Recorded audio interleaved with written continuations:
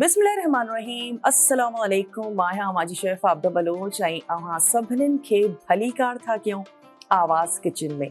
उम्मीद आहे त तव्हां बिल्कुलु ठीक ठाक हूंदा, ख़ैरियत सां हूंदा, ख़ुशबाश हूंदा, वेदर खे बि इंजॉय कंदा हूंदा। मूंखे लॻे थो जेकॾहिं कराची जी ॻाल्हि कजे त हिकु ॿ ॾींहंनि खां थोड़ी गर्मीअ में जेको आहे सो हल्काई आहे, त इंशाअल्लाह उम्मीद आहे त जॾहिं मींहुं वसंदो त असांजी जेका इहा गर्मी आहे इहा घटि थी वेंदी। वेदर जे हिसाब सां खाधा लाज़मी तौर ते चेंज थींदा आहिनि। सियारो हुजे त अलॻि तरीक़े जा खाधा असां ठाहींदा आहियूं, खाइण बि सुठो लॻंदो आहे। जेकॾहिं गर्मी हुजे भाॼियूं बि अलॻि अची वेंदियूं आहिनि, अलॻि तरीक़े जा जेके खाधा आहिनि उहे तयारु थींदा आहिनि ऐं मौसम जे हिसाब सां खाधनि जो जेको मज़ो आहे उहो दुबालो थी वेंदो आहे। अॼु असां तयारु कंदासीं फ्राए जेके असां जूं कतलियूं आहिनि पटाटनि जूं उहे तयारु कंदासीं ऐं अॼु असां मसाले वारा वाङण तयारु कंदासीं। मां सम्झां थी त असांजूं जेकी बि सिंधी फैमिलीज़ आहिनि उन्हनि में इहे तरियल वाङण जेके आहिनि से ज़रूरु तयारु थींदा आहिनि। नेरनि में बि इलाही सुठा लॻंदा आहिनि पराठनि सां गॾु, या कॾहिं तव्हां डिनर या लंच में इनखे चपातीअ सां गॾु जेकॾहिं तयारु कयो। सीज़न में बि आहिनि ऐं इन सां गॾु जेके पटाटा आहिनि इन्हनि जूं जेके कतलियूं आहिनि मां सम्झां थी त हर घर में तयारु थींदियूं आहिनि, पर हर कंहिंजे तयारु करण जो हिकिड़ो पंहिंजो अंदाज़ आहे, स्टाइल आहे। मां पंहिंजे अंदाज़ सां तव्हांखे सेखारींदमि ऐं इहे कतलियूं एॾियूं मज़ेदार थींदियूं आहिनि त तव्हां मुख़्तलिफ़ भाॼियूं हटाए करे इन्हनि कतलियुनि खे इंजॉय कंदा। ऐं ख़ासि तौर ते जीअं घर में नंढड़ा ॿारड़ा आहिनि त उन्हनि घरनि में इहे कतलियूं इलाही तयारु थींदियूं आहिनि। पर अॼु असां तमामु ज़बरदस्त तरीक़े सां इन्हनि खे ठाहींदासीं। पटाटनि खे अवल असां स्लाइस कंदासीं ऐं जेकॾहिं मां मसाले जी ॻाल्हि कयां, शायदि ई को अहिड़ो मसालो हुजे जेको तव्हांजे घर में न हुजे। बिल्कुलु बेसिक जेके असांजा मसाला आहिनि उहे इस्तेमालु थींदा, जंहिंमें लूणु आहे, ॻाढ़ा मिर्च आहिनि, हेड्र असां हिन में शामिलु कंदासीं, सुका धाणा ऐं ज़ीरो। भाॼीअ जी जेकॾहिं ॻाल्हि कयूं त मां हिन में टमाटा ऐड कंदमि ऐं इन में शामिलु कंदासीं सावा मिर्च, एंड में सावा धाणा इन में शामिलु कंदासीं ऐं इन सां गॾु ई असां हिनखे सर्व कंदासीं। त इहे त असां पटाटनि जी मां तव्हांखे डिटेल ॿुधाई। इन सां गॾोगॾु असां वटि आहिनि वाङण। अच्छा, वाङण तव्हां गोल बि वठी सघो था ऐं जेके ड्रिघा वाङण हूंदा आहिनि इहे बि वठी सघो था, पर अॼोकी असांजी जेका रेसिपी आहे इन में इहे जेके ड्रिघा वारा वाङण हूंदा आहिनि इहे घणा सूटेबल आहिनि, छो त असां इन्हनि खे कट ॾींदासीं। कट ॾियण खां बाद में इन्हनि में मसालो भरींदासीं ऐं मसालो भरे करे इन्हनि खे असां फ्राए कंदासीं सुठे तरीक़े सां। जॾहिं हे ॻरी वेंदा त उन खां बाद में इन्हनि जो जेको मुंहुं आहे या इन जो जेको हिकिड़ो फ्रंट असांजो वाङण आहे उनखे बि सुठे नमूने सां तरे ऐं इहे एॾा मज़ेदार थींदा आहिनि त मां तव्हांखे छा ॿुधायां। घर में जेकॾहिं वाङणनि जी का बि भाॼी तयारु थींदी आहे त मां हिकु ॿ वाङण पंहिंजे लाइ ज़रूरु धार कंदी आहियां जेको असां मसाले वारा वाङण तयारु कयूं। त चलो मसाले वारा वाङण तयारु करण जे लाइ वाङणनि खे असां कंदासीं अधो अधु ऐं उन खां बाद में मां इन्हनि खे ॾींदमि कट। वाङणनि जी काई बि तव्हां रेसिपी तयारु था कयो, जेके असांजा वाङण आहिनि उहे सुठी क्वालिटी जा हुजणु खपनि, उन्हनि में कारा ॿिज न हुजनि। जेकॾहिं घणा ॿिज हूंदा, कारा ॿिज हूंदा त जेके तव्हांजा वाङण आहिनि उन्हनि जो ज़ाइक़ो सुठो न ईंदो। त मेक श्योर कयो जेकॾहिं को अहिड़ो वाङण निकिरी बि अचे थो त तव्हां उनखे साइड में कयो ऐं पंहिंजी जेका भाॼी आहे उहा उन वाङण जे करे ख़राबु न कयो। असांजा वाङण तमामु सुठे तरीक़े जा निकिरी आया आहिनि। अच्छा, इन्हनि जो बि हिकिड़ो मसालो तयारु कंदासीं, ठाहींदासीं, जंहिंमें लूणु, मिर्च ऐं हेड्र, धाणा इहे असां मिलाए ऐं तव्हां बॉटल में बंदि करे रखी बि सघो था ऐं इन्हनि खे कट ॾेई इन्हनि में मसालो सुठे तरीक़े सां भरींदासीं। अच्छा, कट ईअं ॾियो त जेका हिन जी स्किन आहे न उन में कट न अचे, पर हिन जो मथां जो जेको हे गूदो आहे असांजे वाङणनि जो इन में तव्हांखे बसि कट ॾियणो आहे। अच्छा, वर्टिकल बि ॾींदासीं ऐं हॉरिज़ॉन्टल बि ॾींदासीं त जीअं जेको मसालो आहे उहो खोले करे सुठे तरीक़े सां असां इन में भरे सघूं। त वाङणनि खे कट था ॾियूं ऐं मसालो मिक्स करे असां इन में भरींदासीं। उन खां बाद में वाङणनि खे रखंदासीं फ्राए थियण जे लाइ ऐं उन जी बि हिकिड़ी ख़ासि टेक्निक आहे त तव्हां इनखे फ्राई कीअं कंदा। जेकॾहिं तव्हां शुरूआति में ई इन जो खुलियल पासो रखंदा त तव्हांजा वाङण जेके आहिनि उहे सड़ी वेंदा। त मेक श्योर कयो त वाङणनि जी जेका स्किन आहे उन्हनि जी तरफ़ खां तव्हांखे वाङणनि खे टोटल तयारु करिणो आहे। मुकमल जॾहिं उहो ॻरी वेंदा उन खां बाद में तव्हां उनजो पासो उथलाईंदा या उनखे फ्लिप कंदा। इन ॻाल्हि जो ख़्यालु रखिजो त तव्हांजा वाङण तमामु ज़बरदस्त तयारु थींदा। बसि इनखे कट था ॾियूं ऐं वाङणनि खे देरि ताईं जेकॾहिं कटे करे ॿाहिरि रखिजे त उन्हनि जो कलर बि ख़राबु थी वेंदो आहे। बसि जल्दी ऐं झटपट कंदासीं इहो कमु। कोई बि तव्हांजो फ्राइंग पैन थी सघे थो ऐं वोक थी सघे थी, का कढ़ाई थी सघे थी। तए ते इलाही सुठा ठहंदा आहिनि, तव्हां इनखे तए ते तयारु करे सघो था। देगड़ीअ में इन्हनि वाङणनि खे तव्हांखे नाहे ठाहिणो, छो त असां इहा तर था कयूं त जेका तर आहे उहा देगड़ीअ में नाहे थींदी। तव्हां कॾहिं करे बि ॾिसिजो त हिन जो जेको फ्लेवर आहे उहो डिफरेंट थी वेंदो। त मेक श्योर कयो त या त तओ हुजे या पोइ कोई फ्राइंग पैन हुजे या जीअं असांजी हिकिड़ी वॾे साइज़ जी वोक आहे इहा हुजे। ऐं जेकॾहिं वाङणनि जी ॻाल्हि कजे त इलाही लो कार्ब इहा असांजी भाॼी आहे। कार्ब्स इन में तमामु घटि हूंदा आहिनि। इहा ई वजह आहे त जेके माण्हू पंहिंजो वेट लॉस करणु चाहींदा आहिनि उहे तमामु भाॼियूं कंज़्यूम कंदा आहिनि, पर ख़ासि तौर ते वाङण या जेका गोभी हूंदी आहे इहा इलाही लो कार्ब भाॼी आहे। त तव्हां इन जो डिफरेंट जेके रेसिपीज़ आहिनि उहे तयारु करे सघो था ऐं इहे तमामु सुठी बि थींदी आहे ऐं इलाही घटि ऑइल में इहे जेके वाङण आहिनि इहे तव्हांजा तरिजी वेंदा। बसि 1-2 टेबल स्पून ऐड कंदासीं ऐं वाङणनि खे ॻरण जे लाइ रखंदासीं। अच्छा, हिकिड़ी हाणे प्याली या का प्लेट था खणूं।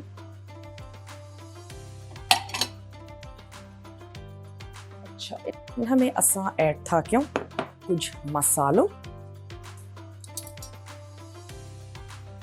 अच्छा, इन में लूणु ऐड कंदासीं हिकिड़ो।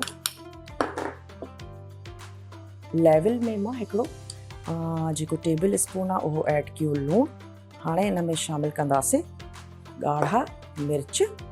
थोरा हिन में ऐड कंदासीं अगेन हिकिड़ो टेबल स्पून सुका धाणा। थोड़ी शामिल कंदासीं हिन में हेड। कयूं था मिक्स ऐं इहो जेको मसालो असां मिक्स कयो अथसि। अच्छा, वाङणनि खे हीअं खोले करे वाङणनि में सुठे तरीक़े सां इहो जेको मसालो आहे इहो तव्हां भरे सघो था। ऐं इन रेसिपी में ड्रिघा वाङण इन करे ई सूटेबल बि आहिनि छो त जेको मसालो आहे उहो भरणु तव्हांजे लाइ इलाही ईज़ी ऐं आसान थी वेंदो। बसि इनखे ईअं खोलींदासीं ऐं जेको मसालो आहे उहो भरींदा वेंदासीं।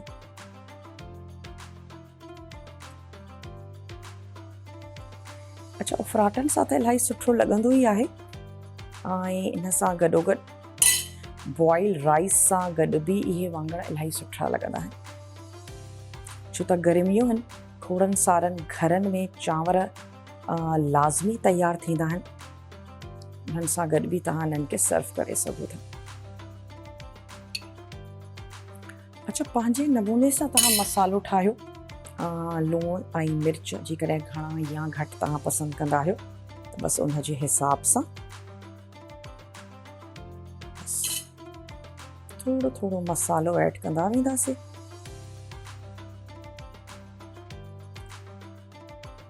अच्छा, लूणु मिर्च धाणा ऐं हेड। जेकॾहिं तमामु घणा तव्हांखे चटपटा पसंदि आहिनि त पोइ तव्हां हिन में थोरो चाट जो मसालो बि मिलाए सघो था इनखे अञा बि वधीक चटपटे करण जे लाइ।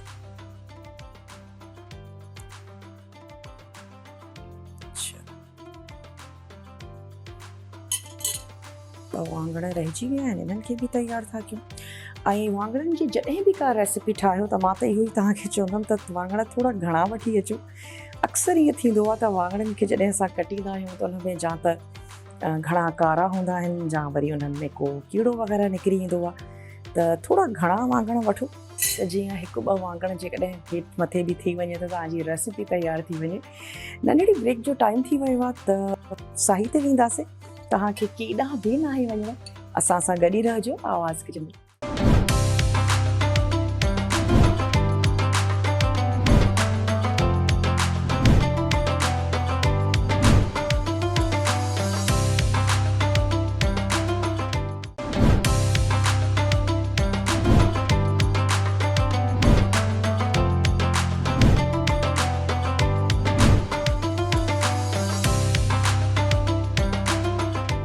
Welcome back. वापस अची वई आहियां हिकिड़ी नंढड़ी साही खां पोइ। तव्हां ॾिसी रहिया आहियो आवाज़ किचन।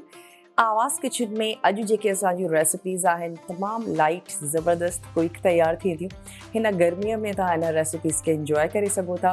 वाङण असांखे नज़र ईंदा आहिनि ऑलमोस्ट ऑल द एयर, पर जेके गर्मियूं आहिनि उन में वाङण थी विया, तूरियूं आहिनि, लौकी आहे, इहा इलाही नज़र ईंदी आहे। ऐं जेके पटाटा आहिनि उहे बि थ्रू आउट द एयर असांखे मिलंदा आहिनि। यकीनन सियारे जे पटाटनि जी त छा ॻाल्हि आहे, पर गर्मीअ में बि असांजो गुज़ारो न आहे उन्हनि जे बिना।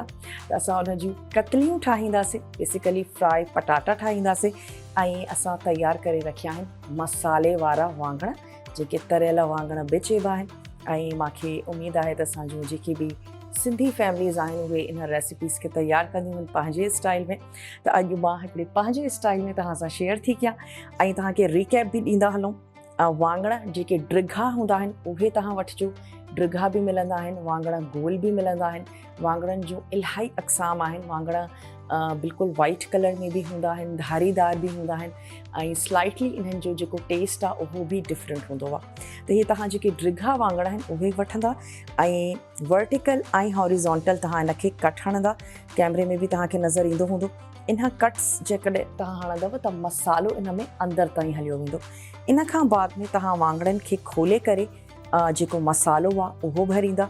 ऐं मसाले में असां वटि हुयो लूणु ऐं सुका धाणा, हेड असां इन में शामिलु कईसीं, ऐं ॻाढ़नि मिर्चनि जो पाउडर। जेकॾहिं रेशो मां तव्हांखे ॿुधायां त लूणु त तव्हां पंहिंजे हिसाब सां ऐड कंदा, ऐं जेके मिर्च आहिनि हाफ के-जी असां वटि वाङण हुया त मां 1 टेबल स्पून लेवल में इन में ऐड कया ॻाढ़ा मिर्च, 1 टीस्पून शामिलु कईसीं हेड, ऐं 1 टेबल स्पून ई इन में ऐड कयासीं सुका धाणा। तमामु घणा तव्हांखे स्पाइसी पसंदि आहिनि त पोइ तव्हां इन में ऐड करे सघो था थोरो चाट जो मसालो। ऐं जॾहिं असां इनखे एंड कंदासीं, इन्हनि जा जेके मुंहं आहिनि उहे पचाईंदासीं, उन खां बाद में थोरो पिसियल गरम मसालो मां इन्हनि ते ऐड कंदमि। ऐं लेमन असां वटि आहे, लेमन खे स्क्वीज़ कंदासीं, थोरा सावा धाणा ऐड कंदासीं, ऐं असांजा ज़बरदस्त तरियल वाङण जेके आहिनि से तयारु थी वेंदा। अच्छा, हाणे स्टोव जेको आहे उनखे कयूं था ऑन।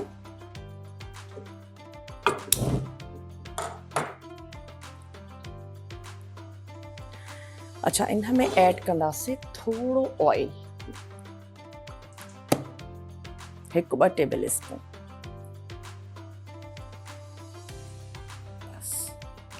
थोरो ऑयल ऐड कयोसीं।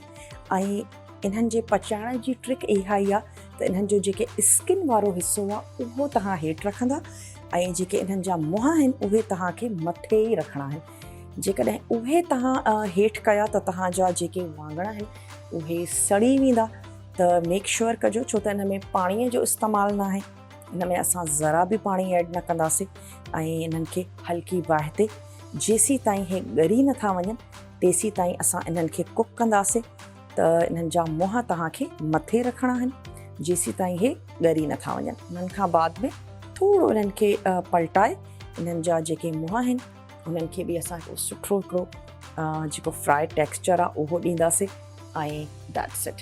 इनखे मां थोरो कवर बि करे थी छॾियां त जीअं असांजा वाङण ॻरी बि वञनि।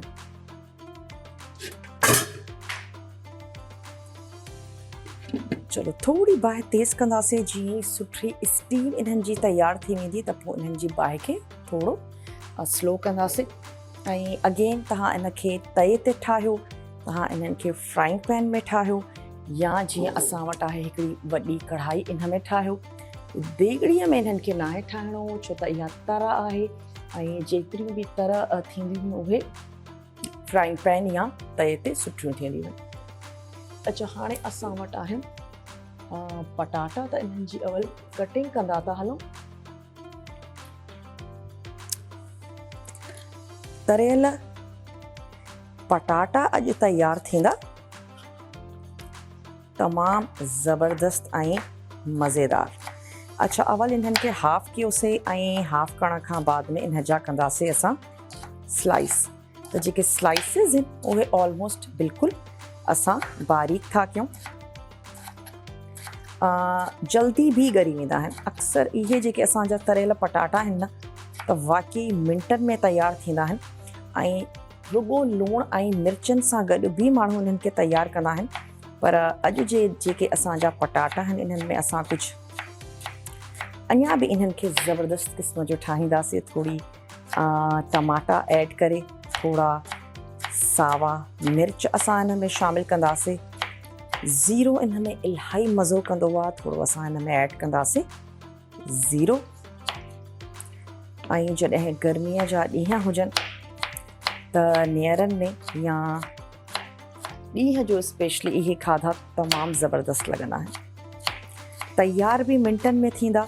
जॾहिं असां जूं भेनर जेके आहिनि से नथियूं चाहिनि त किचन में घणो वक़्तु गुज़रे, इलाही गर्मी आहे, त इहे खाधा मिंटनि में तयारु थींदा आहिनि। जेकॾहिं वाङणनि जी ॻाल्हि कजे त वाङणनि खे तव्हां थधे कमरे में उनजो मसालो ठाहियो, उन्हनि खे भरियो, उनखां बाद में तव्हां पैन में ऐड कयो ऐं उन्हनि खे कवर कयो। तव्हांखे वेही भुञणो न आहे, तव्हांखे हिनखे ॾिसणो न आहे, तमामु जल्दी ऐं ज़बरदस्त तयारु थी वेंदा आहिनि। अच्छा, पटाटनि जी कटिंग कजो, सन्ही कजो, कोशिशि कजो त हिकु जहिड़ी कटिंग थी वञे। न त ईअं थींदा त कुझु जेके तव्हां जूं कतलियूं या स्लाइसिस आहिनि उहे ॻरी वेंदा ऐं जेके तव्हां तमामु थुल्हा कट कंदव उहे रहिजी वेंदा। त मेक श्योर कयो त हिकु जहिड़ी तव्हांजी कटिंग थी वञे। ऐं मूंखे त सुठा लॻंदा आहिनि जेके कणशीअ में हेठि लॻी वञनि, थोरा चइजे त सुर्ख थी वञनि, गोल्डन थी वञनि, उहे मूंखे त अञा बि घणा वणंदा आहिनि। अच्छा, इन में जेको ऑयल आहे उहो थोरो सबील हुजे। पोइ भले तव्हां लास्ट में जेको ऑयल आहे उनखे कढी करे हिकु तरफ़ कयो ऐं पंहिंजे नेक्स्ट जेका बि तव्हांजी रेसिपी आहे बिल्कुलु तव्हां उन में इस्तेमालु करे सघो था। पर अगेन छो त तरा आहे ऐं कंहिं क़िस्म जो पाणी असां इन में इस्तेमालु न कंदासीं त बेसिकली असांखे ऑयल जी ज़रूरत हूंदी त असां इनखे सुठे तरीक़े सां ॻारे सघूं। हाफ kg मां वटि आहिनि पटाटा।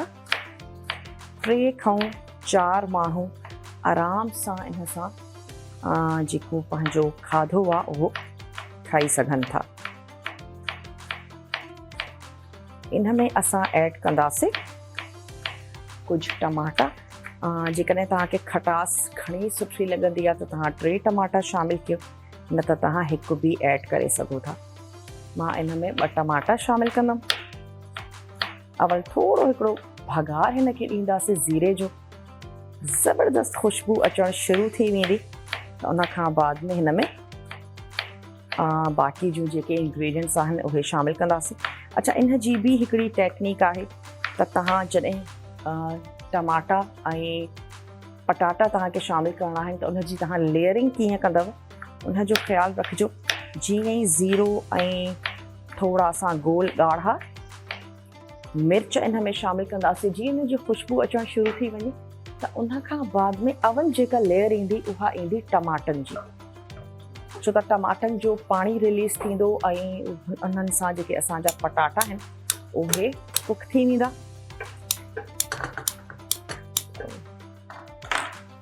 चलो हिन स्टोव खे बंदि था कयूं ऐं छो त सुठी हिकिड़ी स्टीम ठही वई आहे त थोरी हल्की बाहि ते हिनखे पचाईंदासीं। त पहिरीं जेका लेयरिंग थींदी उहा टमाटनि जी थींदी। टमाटनि जी लेयरिंग खां बाद में तव्हां ऐड कंदव थोरा सावा मिर्च ऐं सावनि मिर्चनि खे ऐड करण खां बाद में मथे असां ऐड कंदासीं पंहिंजा इहे पटाटा। त जीअं ऑयल में टमाटा हुजनि, टमाटनि जो सुठो पाणी अची वेंदो ऐं इन तरीक़े सां असांजा जेके पटाटनि जूं इहे कतलियूं आहिनि इन्हनि खे ॻरण जे लाइ सुठो माहौल मिली वेंदो जनाब, छो त असां हिन में कोई पाणी ऐड न कंदासीं, उन सां इन जो फ्लेवर जेको आहे उहो ख़राबु थी वेंदो आहे। चलो 1/2 kg पटाटा जंहिंखे असां स्लाइसिस में कट कयोसीं। पटाटा आहिनि इन्हनि खे रखूं था त जीअं कुझु टमाटनि खे बि स्लाइस में कटियूं। अच्छा, नंढड़ो मां वटि हिकिड़ो ब्रेक आहे त तव्हांखे केॾांहुं बि नाहे वञिणो। ज़बरदस्त तर थी थिए अॼु, त जल्दी सां मोटी था अचूं हिकिड़ी नंढड़ी साही खां पोइ।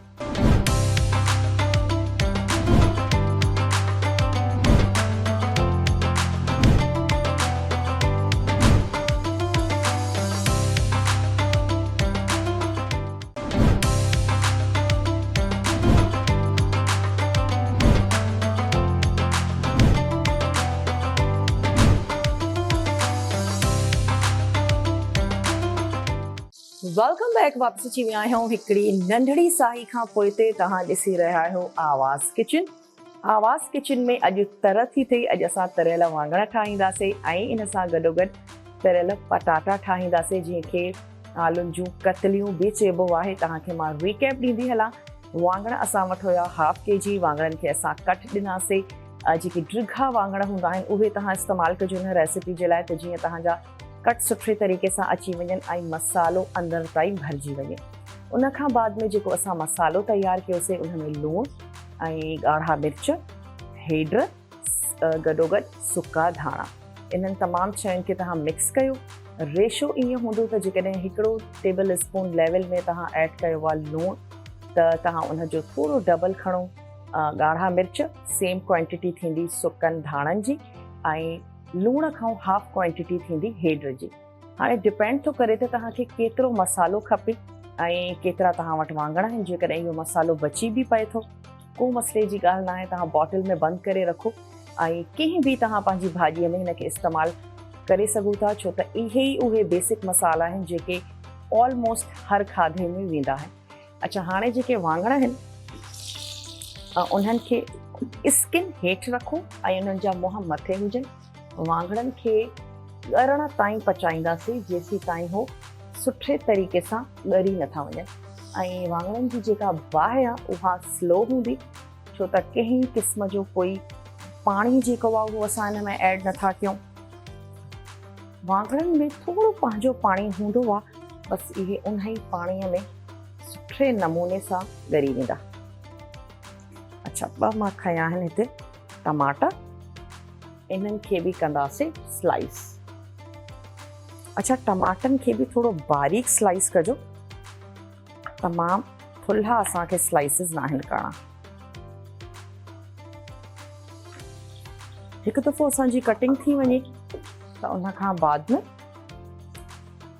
जेके असांजा पटाटा आहिनि उन्हनि खे कुक थियण जे लाइ रखंदासीं।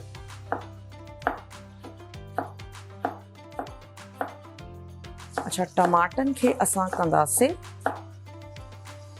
बारीक स्लाइस। मां वटि हिकिड़ी नंढड़ी कणशी आहे, उन में तयारु कंदासीं असां इहे पंहिंजा तरियल पटाटा। ऐं जेकॾहिं असां मसालनि जी ॻाल्हि कयूं त उहो ई मसालो आहे हिन में लूणु ऐं हेड असां हिन में शामिलु कंदासीं, सुका धाणा ऐं ॻाढ़ा मिर्च।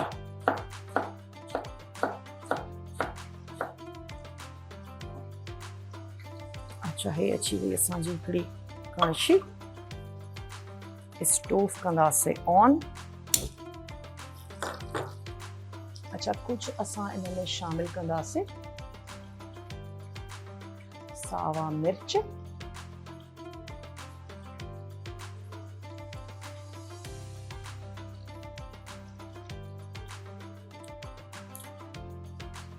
अच्छा हाणे वॾा तव्हांखे इस्तेमालु करणा आहिनि या नंढा इस्तेमालु करणा आहिनि, इहा वरी तव्हांजी पसंदि आहे,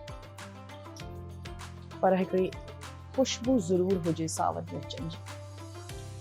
कुझु वॾा ऐं कुझु नंढड़ा था इस्तेमालु कयूं। अच्छा, हिते कणशीअ में असां ऐड कंदासीं ऑयल।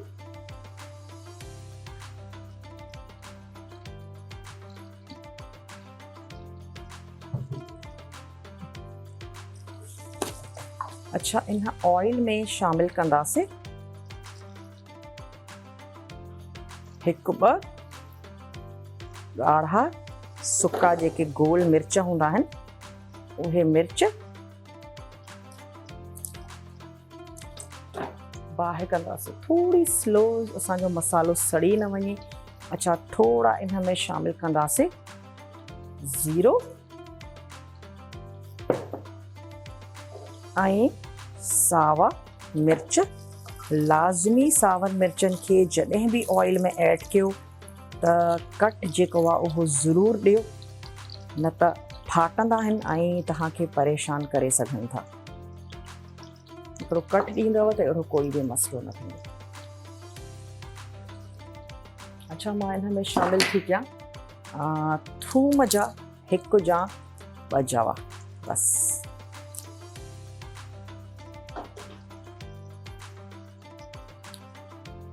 इहे ऐड कंदासीं ऐं सभिनीनि खां अवल इन में शामिल कंदासीं टमाटा। टमाटनि जी लेयरिंग थींदी, उन खां बाद में इन में लेयरिंग थींदी पटाटनि जी बस। अच्छा, मसाले विझण जी बि हिकिड़ी तरीक़ो आहे, उन जो तव्हां ख़्यालु रखिजो। स्टार्टिंग में जेके ॻाढ़ा मिर्च आहिनि उहे बिल्कुलु बि ऐड न कजो, न त तव्हां जॾहिं आलुनि खे भुञंदा त जेके ॻाढ़ा मिर्च आहिनि उहे सड़ी वेंदा। त मेक श्योर कजो त जॾहिं तव्हां आलुनि खे ऑलमोस्ट भुञी चुका हुजो उन खां बाद में ऐड कंदासीं ॻाढ़ा मिर्च ऐं छड़ो उन्हनि जो हिकिड़ो कचोपन दूर करे ऐं जेके पटाटा आहिनि उन्हनि खे सर्व कंदासीं बस। स्टार्टिंग में रुगो शामिल कंदासीं हेड ऐं लूणु बस। थोरो इनखे ख़ुशबू अचण जो इंतज़ारु था कयूं, पोइ मां इन में ऐड कंदमि टमाटा ऐं इन जे लास्ट में बि वेंदो थोरो लीमे जी रस ऐं जेके सावा धाणा आहिनि उन सां गॾु असां इनखे कुक कंदासीं। थोरो ज़ीरो, ॻाढ़ा मिर्च ऐं गॾोगॾु सावा मिर्च।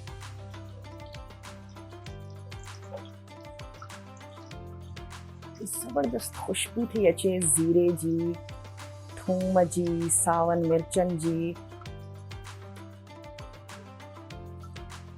अच्छा, मसाले खे साड़ो बिल्कुलु बि न आहे, बसि थोरो असांजो कलर अचे वेंदो थूम ते बि, त बसि मां हिन में टमाटा ऐड कंदमि।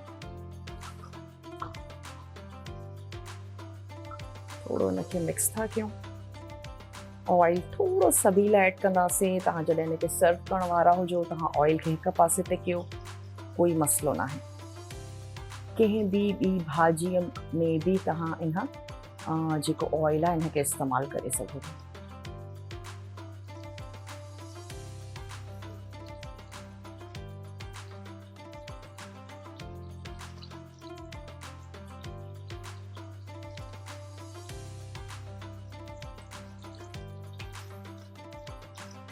वाङणनि जी बि थोड़ी ख़ैर ख़बर लहूं था। मां अवल हिन में टमाटा ऐं इहे ऐड थी कयां। चलो अची विया। हिकिड़ी लेयर असां ॾिनीसीं टमाटनि जी।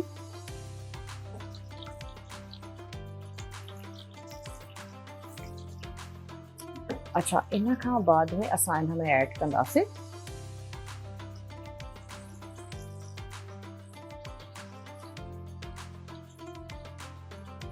ऐं इनखे फ़िलहाल जे लाइ चिमचो नाहे हलाइणो।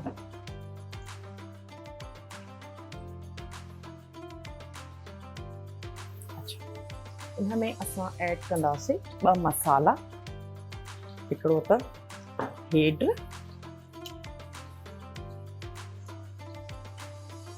ॿियो असां हिन में शामिल कंदासीं लूणु।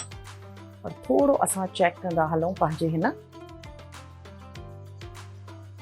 वाङणनि खे।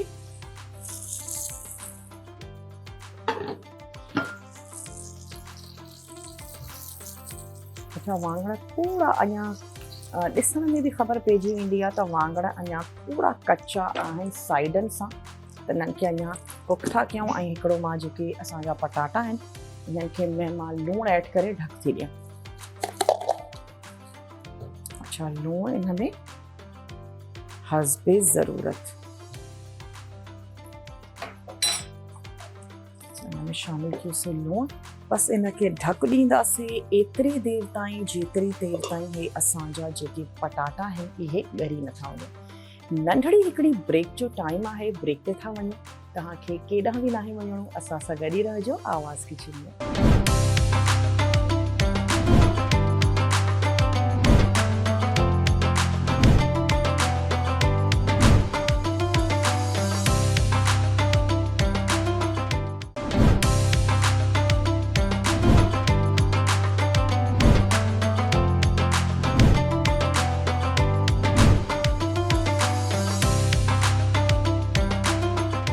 Welcome back. वापस अची विया आहियूं हिकिड़ी नंढड़ी साही खां पोइ। तव्हां ॾिसी रहिया आहियो आवाज़ किचन ऐं अॼु आवाज़ किचन जे मेन्यू में असांजो हुयो तरियल वाङण ऐं तरियल पटाटा।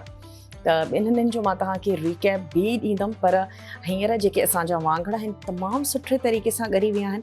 त असां इन्हनि जा हाणे जेके मुंहं आहिनि उहे थोरा पचाईंदा था हलूं। त मां इन्हनि खे टर्न कंदमि ऐं जीअं हे सुठे नमूने सां थोड़ा तरजी वेंदा त इन्हनि जो जेको फ्लेवर आहे तमामु ज़बरदस्त थी वेंदो। कंहिं क़िस्म जो कोई पाणी जो असां हिन में इस्तेमालु न कयो आहे। पंहिंजे पाणीअ में वाङण ॻरी विया आहिनि। मसालो असां इन में जेको ऐड कयो हुआसीं उन में सुका धाणा, हेड, ॻाढ़ा मिर्च असां इन में शामिलु कयासीं ऐं इन सां गॾोगॾु लूणु हस्बे ज़रूरत। बसि हाणे जॾहिं मां हिनखे सर्व कंदमि त थोड़ा लेमन स्क्वीज़ कंदासीं, थोड़ा धाणा ऐड कंदासीं, बसि। अच्छा, हाणे जेके हिननि जा मुंहं पचाइणा आहिनि बसि 1 मिंट, त जीअं थोड़ा तरजी वञनि, थोड़ा सुठा थी वञनि, बसि। अच्छा, हिते हाणे जेके असांजा आलू आहिनि उहे बि सुठे नमूने सां ॻरी विया आहिनि। त हाणे मां इन में ऐड कंदमि ॻाढ़ा मिर्च ऐं इन्हनि खे एतिरो पचाईंदासीं त हे जेके असांजा ॻाढ़ा मिर्च आहिनि इन्हनि जो हिकिड़ो जेको कचोपन आहे बसि उहो दूरि थी वञे। अच्छा, इन सां गॾोगॾु इन में शामिलु कंदासीं सुका कुटियल धाणा। इहे बि तमामु मज़ो कंदा आहिनि। इहे मां इन में शामिलु कया। थोड़ी इन जी जेका बाहि आहे उहा कंदासीं तेज़ ऐं थोरो इनखे चिमचो घुमाईंदा हलंदासीं ऐं इन्हनि खे फ्राई कंदा हलंदासीं, बसि 1-2 मिंटनि जे लाइ। थोड़ा जेके धाणा आहिनि उन्हनि जी मां कटिंग थी कयां त जीअं असां पंहिंजे आलुनि में बि शामिलु कयूं ऐं वाङणनि में बि। ऐं मूंखे त सुठो लॻंदो आहे हेठि थोड़ा पटाटा जेके आहिनि से लॻी वञनि, तमामु मज़ेदार थींदा आहिनि। पर हाणे तव्हां पंहिंजे हिसाब सां ॾिसिजो।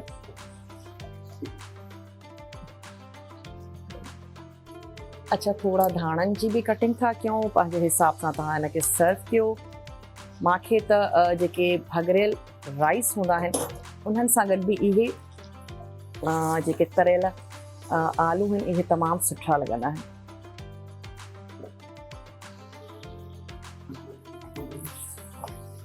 अच्छा, जेको असां ॻाढ़ा मिर्च ऐड कया आहिनि उन्हनि खे शामिलु करण खां फ़ौरन बाद इनखे सर्व न कजो। जेकॾहिं उन्हनि जो कचोपन महसूसु थींदो त उहो बिल्कुलु बि सुठो न लॻंदो। थोरो ज़रूरु पचायो।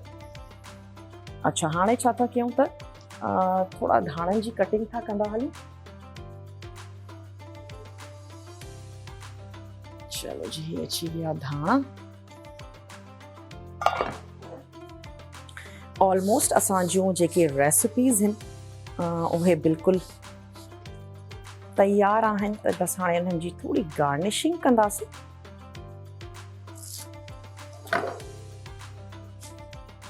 अच्छा, थोड़ा जेके डंडीअ वारा धाणा आहिनि उहे स्टार्टिंग में शामिलु था कयूं। धाणनि जी बि हिकिड़ी पंहिंजी ज़बरदस्त ख़ुशबू हूंदी आहे। असांजा जेके बि देसी खाधा आहिनि उहे धाणनि सां ज़बरदस्त थी वेंदा आहिनि। अच्छा, कोई भी सर्विंग प्लेटर अहिड़ो हुजे जंहिंमें तव्हांजो खाधो सुठे तरीक़े सां नज़र अचे, असां सर्व कंदासीं पंहिंजूं ॿई रेसिपीज़। चलो, वाङणनि जे लाइ मुंहिंजे ख़्याल सां प्लेट घणी बहितर आहे त जीअं तव्हांखे सुठे नमूने सां नज़र ईंदा। अच्छा, हिन में धाणा ऐड कयासीं ऐं धाणनि खे ऐड करण खां बाद में थोरो हुनखे चिमचो हिलाईंदासीं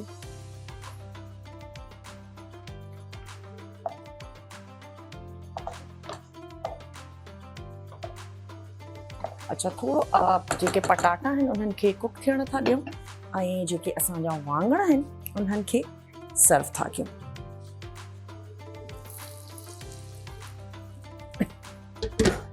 ऐं अगेन उहा ई ॻाल्हि त इन्हनि जा हल्का हल्का बसि इन्हनि जा मुंहुं पचाईंदासीं बसि।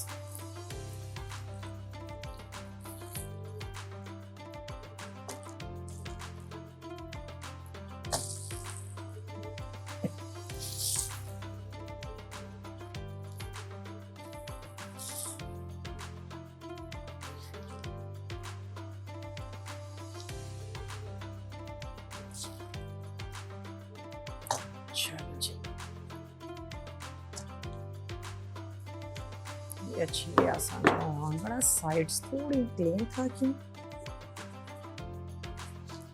थोड़ा ऐड कंदासीं धाणा,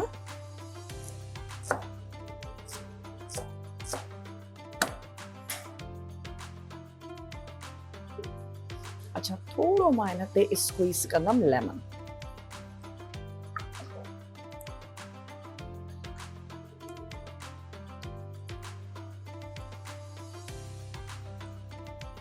तमाम ज़बरदस्त थींदा आहिनि, तव्हां ट्राई ज़रूर करे ॾिसजो। मसाला तव्हांजे घर में मौजूदु हूंदा, हींअर ई तव्हां वाङणनि खे घुरायो ऐं इहे ज़बरदस्त वाङण जेके आहिनि से तयारु कयो। पटाटा आहिनि इन्हनि में बि ऐड कंदासीं लीमे जी रस, थोड़ो फ्राई करे बसि मां हिनखे सर्व थी कयां। रिकेप तव्हांखे ॾींदा था हलूं असांजा उहे घर भाती जंहिं असांखे हींअर जॉइन कयो आहे। अॼु असां तयारु कया आहिनि तरियल वाङण ऐं तरियल पटाटा। तरियल पटाटनि जे लाइ हाफ kg मां वटि पटाटा हुया, 2 मां इन में ऐड कया आहिनि टमाटनि जा स्लाइसिस, थोड़ा ऐड कयासीं सुका धाणा, लूणु शामिल कयोसीं, हेड्र ऐड कईसीं ऐं ॻाढ़ा मिर्च। पर भगार जेको ॾिनोसीं उन में थूम ऐं सुका जेके असांजा गोल ॻाढ़ा मिर्च हूंदा आहिनि उहे शामिल कयासीं, थोड़ो ज़ीरो ऐड कयोसीं, सावा मिर्च ऐड कयासीं, ज़बरदस्त ख़ुशबू अचणु शुरू थी वई। टमाटनि जी लेयर विछायो ऐं उन खां मथे तव्हां ऐड कयो हुन में पटाटा ऐं शुरूआत में लूणु ऐं हेड्र शामिल कजो। जॾहिं टमाटा सुठे तरीक़े सां पटाटा ॻरी वञनि पोइ असां हिन में ऐड कंदासीं सुका धाणा ऐं ॻाढ़ा मिर्च। बसि उन खां बाद में तव्हां हिनखे मिक्स करे सावा धाणा ऐड कयो ऐं तव्हां हिनखे सर्व कयो। तमामु ज़बरदस्त असांजी अॼु जूं ॿई रेसिपीज़। ऐं मां थोरो हिनखे तेज़ बाहि ते पचायो आहे त जीअं हेठियां जेके असांजा पटाटा आहिनि उहे ज़बरदस्त क्रिस्पी सां फ्राई थी वञनि। ॾिसण में बि तमामु ख़ूबसूरत लॻंदा आहिनि ऐं टेस्ट बि इन्हनि जो तमामु ज़बरदस्त आहे। स्पेशली चपाती सां गॾु मूंखे चांवरनि जी मानीअ सां बि तमामु ज़बरदस्त लॻंदा आहिनि। तव्हां चांवरनि जी मानीअ सां बि इनखे सर्व करे सघो था। अच्छा थोड़ो मथे अञा ऐड कंदासीं सावा धाणा,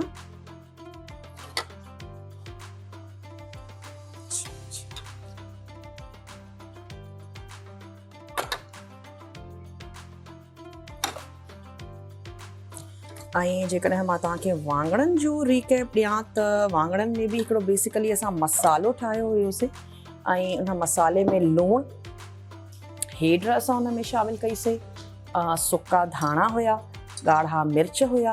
तमामु मसाले खे गॾु तव्हां मिलाए करे पंहिंजे हिसाब सां हिकिड़ो टीस्पून खणो लूणु, 2 टीस्पून तव्हां ऐड कयो हुन में ॻाढ़ा मिर्च, 2 टीस्पून सुका धाणा, हाफ टीस्पून शामिल कयो हेड्र।